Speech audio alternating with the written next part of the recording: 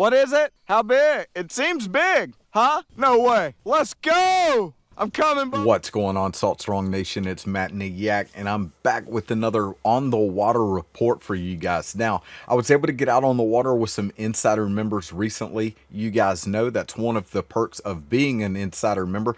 Us coaches do regularly get out on the water with members when we're able to. So I was able to get out on a trip with a few insider members, and we were able to get onto some solid fish. Now, we were faced with a little bit of a cold front first thing in the morning, one of those late season fronts that can often drop those temperatures. That's what we were faced with, but that doesn't mean we didn't have a good day. But before I tell you guys too much, let's go ahead and jump on the water so you can check out this action. Deep water? You were out deeper?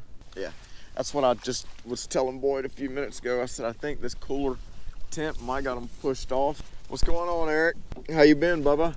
I mean, we're losing water fast, bro. All right, Salt Strong family, as you were able to hear, there was a front that moved through, and these temperatures had these fish a little lethargic. So later in the afternoon when the sun was up, I'm on. No, came off, man. Big old trout on the wake bait, man. I watched him flash it and everything. That was sick, dude. Oh man, did you see that? Nah, it was a little trout. I saw him eat though, watched the whole thing. Watched him swim up on it and all. the action started picking up and hookups started going around. Okay, he's on. What's he got? Tarpon. That's what I thought he said. I just had a bite right here too. Started working this grass a little bit slower, and what do you know? I'm on. Red, decent red. Yes, sir. That's what we're looking for.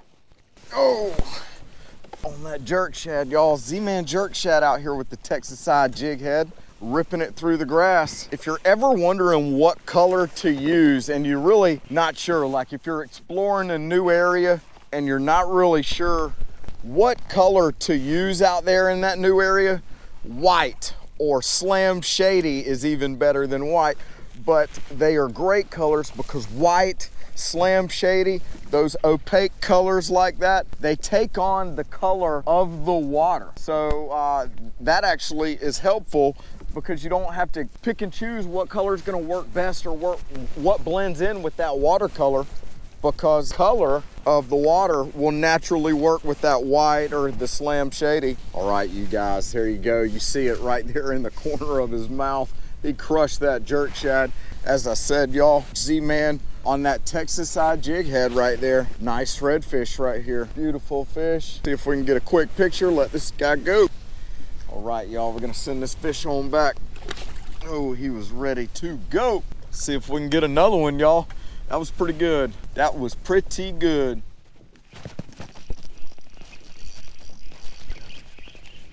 Little trout right here. All right, y'all, little trout on the skitter walk. That's the 08 size, small skitter walk.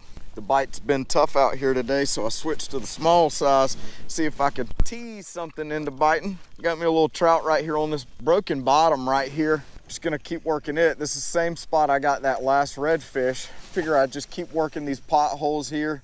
Those skitter walks are great top waters during the windy days because they put off a lot of noise, but they allow you to work an area slower than you would a wake bait. Wake baits run through an area a lot faster and they trigger more aggressive strikes, but we did have that front. It slowed those fish down a little bit. It's cooled the water temps off, so maybe those fish are just a little bit slower, and that's why I'm using this top water instead of the wake bait. All right, y'all, I do want to take a break just for a second to let you guys know that we do share the actual location of where we caught these fish, as well as where we were, the trends we found, and the lures that were productive, all on satellite imagery with our insider members. That's included in our insider membership, where we do go over all of our reports in that manner. Now, if you're wondering where we caught these fish or how to find places like this on your own, phone, you can do that with our Smart Fishing Spots app. That's our app that actually allows you to see unbelievable underwater imagery so that you can see the actual topography of the structure underwater. Now, you can also see layers inside of that mapping that shows you where seagrass or oysters are in the area that you're looking to fish. So that's going to be helpful for you when you know where you need to target when you're on the water. So if you guys are interested in some information on the Insider Club or the Smart Fishing Spots app, be sure to check us out at saltstrong.com. Now let's go ahead and jump back into the action on the water, and then we'll talk about the tackle at the end. We're on, y'all. Good red here. Really good red.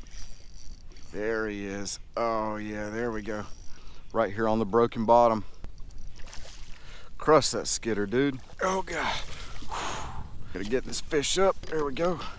There we go. See if we can get him right here now. All right, got him in the net. Whew. Nice fish right here, y'all. Really nice fish. Beautiful, gorgeous bronze redfish. All right, y'all. Really nice redfish right here, man. Nice one, not bad. Beautiful bronze color on this fish, y'all. Right there, y'all. Really nice. On the skidder walk right here on this broken bottom right here in front of me. All right, y'all. Let's get this beautiful fish gone. Really nice release. And there he goes. Yes, sir. All right. On top water, y'all. Love that. Can't beat a good top water bite. Slide over here. You getting any action? I just caught a red on top. Just as I thought, once the sun started getting higher in that sky and warming these water temperatures up, these fish were ready to eat. Got him. We're on. Good trout. Huge trout. Woo! Monster. Good 20-incher. Got him. Oh, goodness. Monster trout, dude. Dude, this trout isn't even 20 inches. He's massive. Right, y'all, really solid trout right here. Got him on top water on that baby trout colored skidder walk, man. Really nice explosion up top. Loved it. We're gonna see if we can get this trout a nice release. Yeah, it's not even 20 inches, man. When I saw how fat it was, I knew it was a 20-inch trout. Just knew it. Nah, 19 and a half. If you wanna park right here next to me, man, working this broken bottom right here has always been good for me. We got about 3.5 more hours before high tide. Let's go, Davis. Easy, take your time. Davis got him a nice fish over there. Take your time. You got it. You're wide open water. What is it? How big? It seems big, huh? No way. Let's go. Way to go, Davis. I'm coming, Bubba. I'm gonna get a picture. My man says could be a 30. 26 and a half? That's a unit, Bubba. That's your PB? Let's go, man. I'm coming right now to get pictures. Y'all, Davis just caught a monster trout out here. Some units out here, ain't there, Bubba? Let's go, dude. Yes. Yes, sir. All right. Got a mean one right there. Gorgeous trout, man. Davis got a beautiful 26 and a half inch trout right here. Gonna give it a really nice release, man. That's awesome. Let's go. Ready. He was ready, man. When they're ready, they're ready. Good fish, dude. Awesome, man. What'd you catch it on? Hold it up for me. Show me what you caught it on. Oh, this little lure right there called the Alabama Leprechaun. What? The Haas Helix. Ooh. 3 out in it. Okay. Congrats on the PB, man. That was epic, dude. Nice fish, man. Dude, listen, they love the leprechaun here. I love ripping it through this grass. They just can't resist it, man. My PB, my 28 and a half inch trout on the leprechaun. Have you tried the leprechaun mulligan? My man said it might be a 30-incher. Woo, boy. That right there looks real snooky to my right. Well, apparently this trout thought it looked trouty on that mulligan. Davis and I were just talking about the mulligan, and this trout whaled it. All right, nice trout right there, you guys, on the mulligan. Haas Helix hook, let's go. Yeesh, and them on. Scaring fish off right here. Oh, in this grass, that's why. Sitting deep in this grass. Pull them out of there, Davis. I'm on.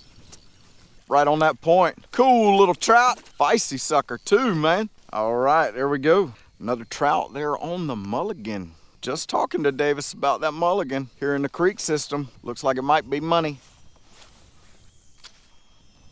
Got him. Watch the meat. Watch this redfish eat it, dude. Holy smokes. What a cool eat, dude. He ain't big at all, but boy, I tell you, he got all the want to he could have. That was awesome. Seeing that eat was sick. All right, y'all. Right there. Fred Mulligan. Let's go. Crushing it here in this creek system. All these fish are just super bronze, gorgeous looking fish here. This guy unpinned. See if we can keep it moving. Send this guy on back. Yoo. Dude, I watched him charge that thing, man. Watched him charge it. I dropped it. He ate, turned. I gave him a headache. Just textbook, man. It's perfect. If only it had been in a 30-incher. All right, Salt Strong Nation, the day is done. We had a pretty good day. Myself and a handful of insiders out here got on some pretty solid fish. Now, we'll go over how we found those fish in the post-trip analysis.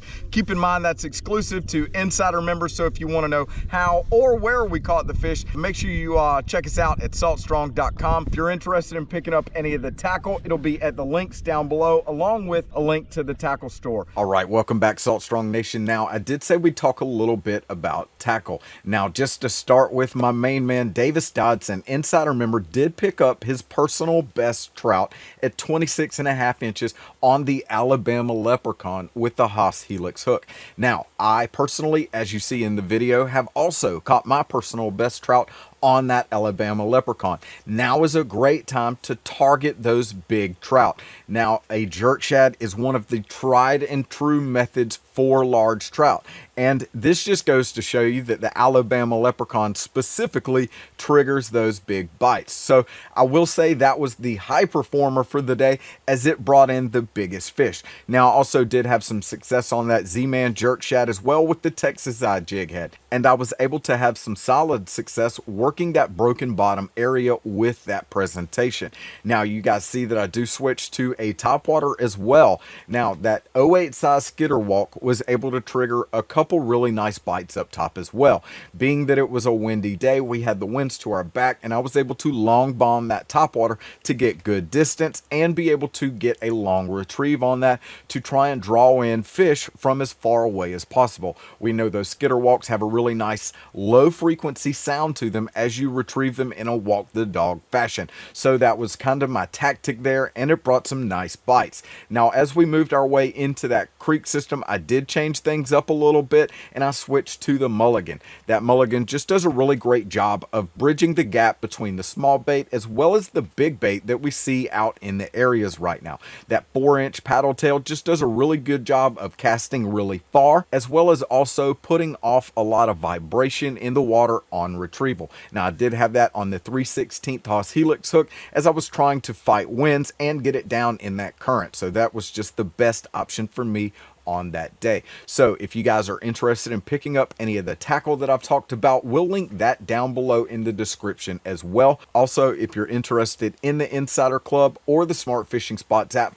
we'll leave links for those down below as well. Until next time, we appreciate you watching, and we'll see you in the next video.